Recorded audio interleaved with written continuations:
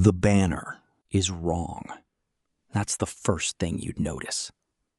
Picture a raven banner, Odin's mark, the thing that was supposed to terrify you, stuck in English mud, salt-bleached, half-rotted, the eye faded out. 3 centuries of raids, and it's come to this. They'd already broken the English shield wall once today, already tasted it. The ships were 3 miles back at Riccarton, 245 of them, the largest Norse fleet to touch English soil in a generation. The man standing beneath that fading raven banner is enormous, 51 years old, gray braided into his beard in the old fashion, not the trimmed, courtly style the Christianized kings wore now, but long, plaited, unashamed. His mail is riveted iron, functional and battered. His axe handle is carved with serpent knotwork, the old symbols. He looks like something the age is trying to forget. He is watching the English line, and something about it is wrong. The dust on the southern road is too thick. There are too many of them. Who is this man? And why, in September of 1066, at what should be his moment of triumph, is the world he was built to rule already gone? His name is Harold Sigurdsson. History will call him Harold Hardrada, Harold the Hard Ruler, King of Norway, veteran of the Byzantine Varangian Guard, a man who fought in 18 countries before he was 30. He is, by any measure, the last true Viking king. And he is about to die. Within the hour, an English arrow will find his throat at Stamford Bridge. Of the 245 ships that brought his army to England, 24 will carry survivors home. 24 out of 245. And then you look at the timeline, and the whole thing collapses in 1 generation. Not a slow decline. 1 generation. 3 weeks later, 250 miles south at Hastings, another army of Norse descent will destroy the English. William of Normandy, whose great-great-great-grandfather was a Viking raider named Rollo, will conquer England completely. He will build castles. They will fight under the papal banner, blessed by Rome, in the name of Christian kings. In less than 80 years, the most feared maritime civilization in human history had erased its own identity. Not through defeat, through 3 decisions. And that's just the beginning. Because the real question is, who made those decisions? Why did they seem reasonable at the time? And is anyone making them right now? Here is what this video is actually about. Not longships, not horned helmets, which for the record were never worn in battle. That detail was invented by a Swedish theater designer in 1876. This is about something more uncomfortable. How a civilization can dismantle itself, rationally, decision by decision, each choice logical in isolation, collectively fatal. There are 3 moments where the Viking world made a choice it couldn't take back. 3 decisions, each one reasonable on its own, each one quietly fatal. 3 decisions made between 995 AD and 1072 AD that in sequence stripped the Norse world of the decentralized, maritime, raid-based identity that made it formidable. We'll watch Olaf Tryggvason force-baptize an entire nation at sword point. We'll watch Harald Hardrada build the very centralized kingdom that made Harald Hardrada unnecessary. And we'll watch the Normans, Vikings who wanted so badly to be Roman that they became something else entirely. Then we'll go to Greenland. Because the story of the Norse colony there is the emotional center of this whole collapse. A community that refused to adapt, surrounded by people who knew how to survive, and simply vanished. And then, because this channel exists to pull patterns forward, not just backward, we'll look at what actually survived. The infrastructure outlasted the identity. And that fact changes everything about how you read what comes. To understand what was lost, you have to understand what existed. By 850 AD, Norse civilization had achieved something genuinely unprecedented. Not an empire, a network. No central power, no capital, no throne. Just routes, relationships, and a shared willingness to get in a boat.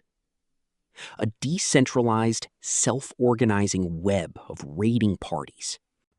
In the West, Leif Erikson's crew had camped at Lonzo Meadows in Newfoundland around 1000 AD, nearly 500 years before Columbus. In the South, Norse mercenaries were the personal bodyguard of the Byzantine emperor in Constantinople. One civilization, 3 continents.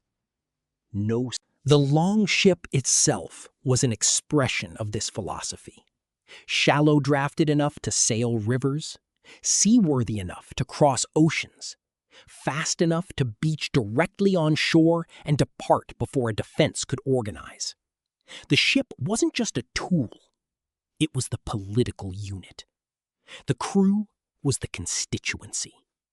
And the crews were extraordinary. Norse shipbuilders had mastered clinker construction, overlapping hull planks that gave the vessel flexibility in open water by the 8th century. A Viking longship could cross the North Atlantic in 3 weeks. The same design, scaled up, became the Nr, the cargo vessel that made Norse trade networks viable. By 900 AD, Norse merchants were exchanging Frankish wine, Arabic silver, Byzantine silk, and Baltic amber in markets from Dublin to Baghdad. This is what peak looks like. Now here is what made it structurally vulnerable, and this is something the Norse themselves never fully saw. The entire system depended on fragmentation. The moment any single authority tried to consolidate it, to tax it, to regulate it, to Christianize it, the network's logic inverted. What had been strength became resistance. What had been independence became insubordination. By 950 AD, 3 forces were already pressing against the edges of that fragmentation. The Frankish kingdoms to the south had stabilized and were no longer easy targets. The English had built burhs, fortified towns, specifically designed to blunt coastal raids. And the Christian church, spreading north with the patience of a tide, was beginning to offer Norse kings something the old religion never could: legitimacy in the eyes of Europe's most powerful rulers.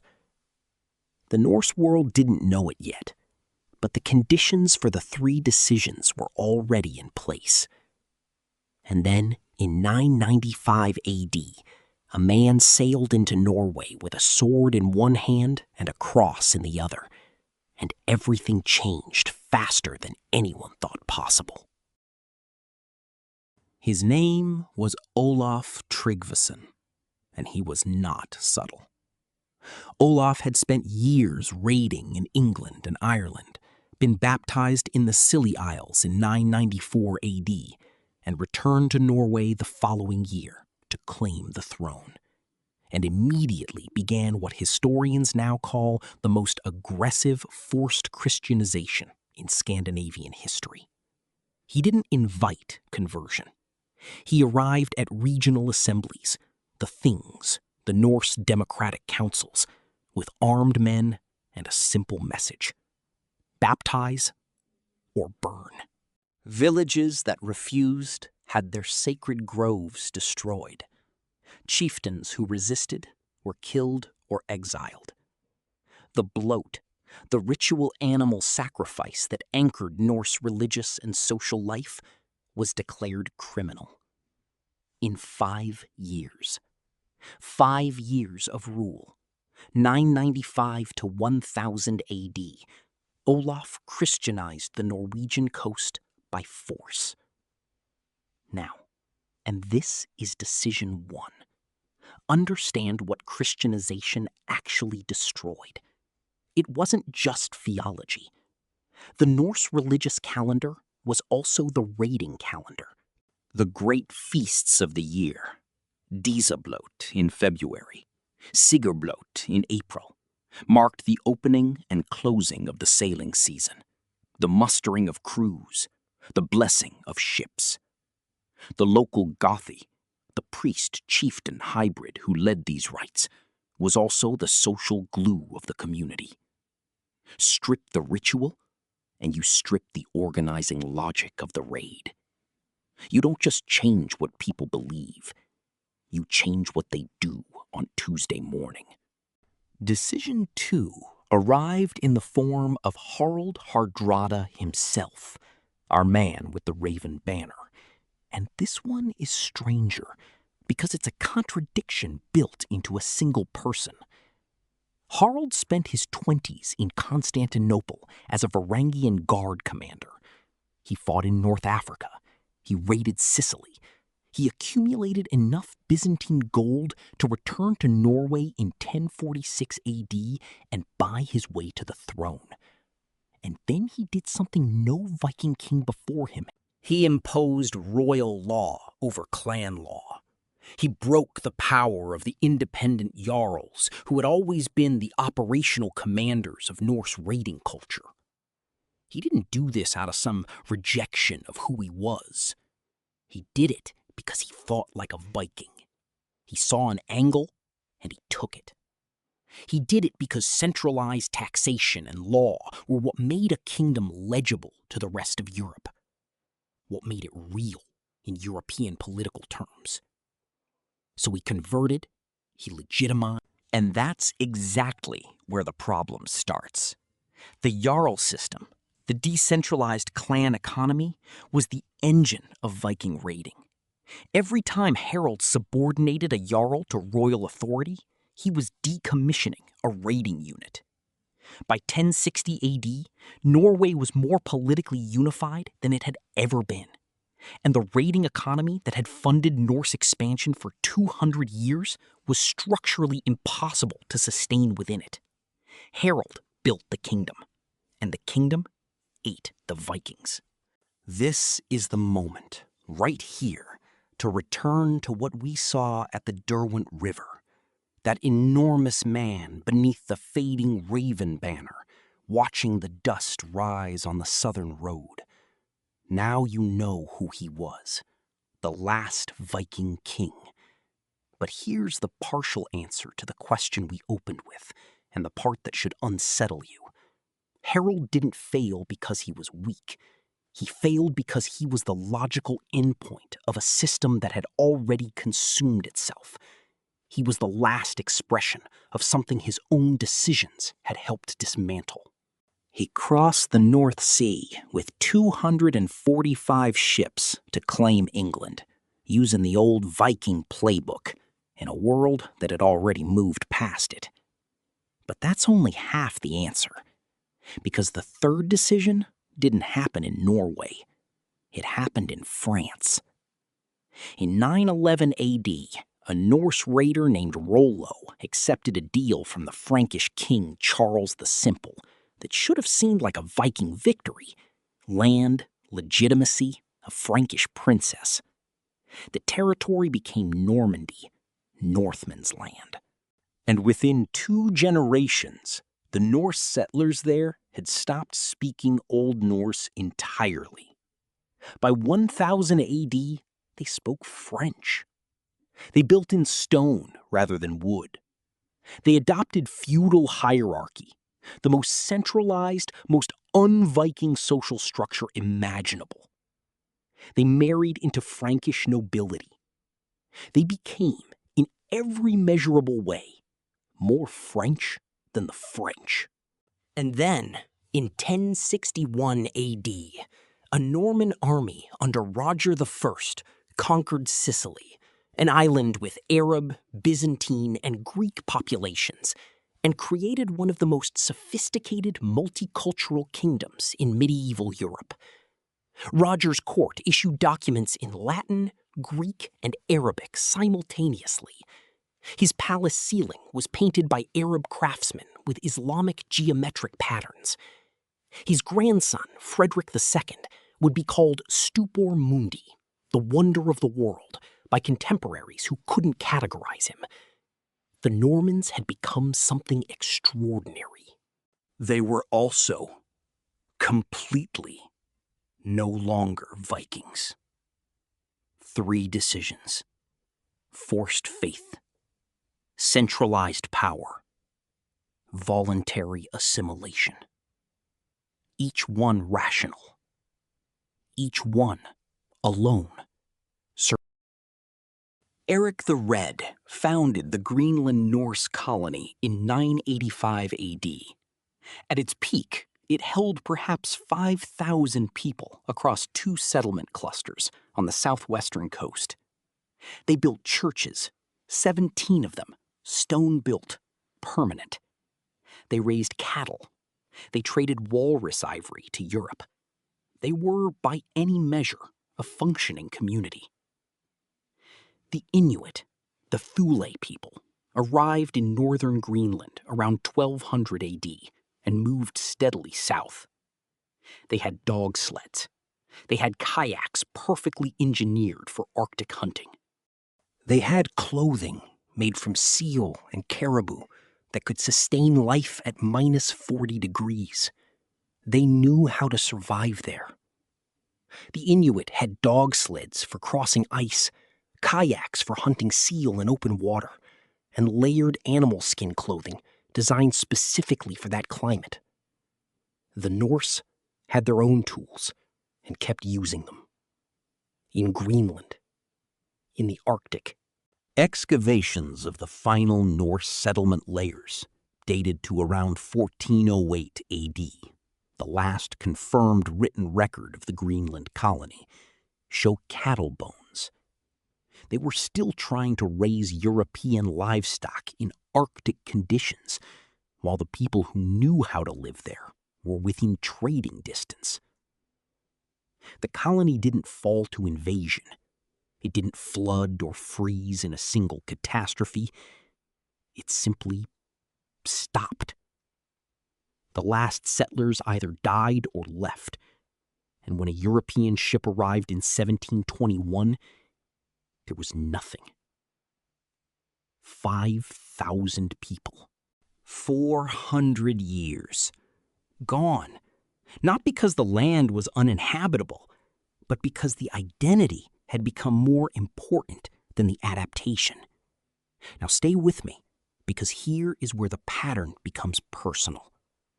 In 2023, the Bank for International Settlements published analysis showing that the average lifespan of a company in the S&P 500 had fallen from 61 years in 1958 to under 18 years by 2022. 18 years. The same report noted that the primary driver of corporate death was not competition from outside. It was internal rigidity. Companies that had built their founding advantage on a specific structure, a specific identity, a specific way of operating, and then could not abandon that identity when the conditions changed. Nokia in 2007, Kodak in 2012, Blockbuster in 2010. Each of them had the resources, the talent, and in some cases, the actual technology to adapt. Nokia's engineers had working smartphone prototypes in 2004. 3 years before the iPhone. They shelved them because the touchscreen didn't fit the Nokia identity. The Norse didn't lose to the Christians. They didn't lose to the Franks. They lost to the logic of their own success. The same logic that told every ambitious Norse king that legitimacy required conformity, that stability required centralization, that survival required becoming something the dominant system could recognize. And the question that should sit uncomfortably with you right now is not about Vikings. It's about whatever system you're inside. What is the founding advantage you're being asked to trade for approval? What is the raven banner you're about to put down? The raven on that banner at Stamford Bridge, salt-stained, eye-worn, nearly invisible, wasn't fading because Harold Hardrada was losing. It was fading because the world that banner meant had already ended before the battle began. Legitimacy through conversion, power through settlement, identity through refusal to adapt. None of those choices were stupid. Every one of them made sense at the time. And together, they ended a civilization. And the most feared maritime civilization in history dissolved not into defeat, but into the thing it had conquered. From ashes to insights. Learn from the past to shape the future. What you are willing to become. If that last thought is still sitting with you, then you're already asking the next question. And we're going to go there. Because the Norse legal tradition didn't die. The Icelandic Althing, founded in 930 AD, is the oldest functioning parliament in the world. Still meeting. The maritime engineering absorbed into European navies. The trade routes rebranded under the Hanseatic League. The infrastructure of thought outlasted the identity completely. So the next video asks, what exactly survives a civilization's collapse? And why does the thing that survives almost never look like what built it? That one is already up. The link is somewhere on your screen right now.